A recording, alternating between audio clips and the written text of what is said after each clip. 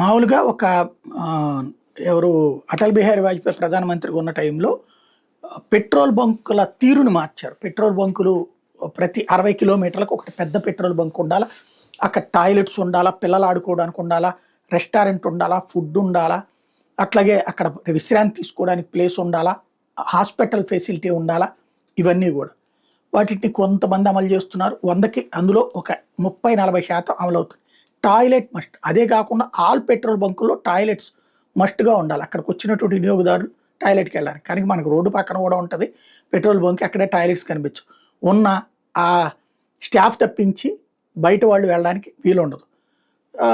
2, 3 సార్లు కూడా అట్లాంటి వాటి మీదన కేసులు పడినప్పుడు అడగటం, దాని మీద పెనాల్టీలేయడం ఇది జరుగుతా ఉంది. కానీ ఆ పెట్రోల్ సంస్థలోళ్ళు ఎవరు దాని మీద సీరియస్‌గా తీసుకోరు, జావరు. ఇప్పుడు తాజాగా కొంతమంది ఏం చేస్తున్నారంటే ఇట్లా పెట్రోల్ బంకులు ఎక్కడైతే టాయిలెట్స్ ఉంటాయో అక్కడికి కస్టమరే కాకుండా బయట వాళ్ళు కూడా టాయిలెట్‌కి వెళ్తున్నారు. అట్లాంటి వాళ్ళని ఆపారు కేరళలో. ఆపితే ఇప్పుడు కేరళ హైకోర్టు మీలో కేసేశారు దాని మీద. కేరళ హైకోర్టు ఏం తీర్పిచ్చిందంటే పెట్రోల్ పంప్ అనేటటువంటిది పెట్రోల్ పోయించుకోవడానికి వచ్చినటువంటి వినియోగదారుడి కోసం పెట్టినటువంటి మ్యాండేటే తప్పించి జనరల్ పబ్లిక్ కోసం టాయిలెట్ మెయింటైన్ చేసేటటువంటి బాధ్యత పెట్రోల్ బంకులు వాళ్ళది కాదు అని తేల్చి చెప్తా తీర్పిచ్చింది.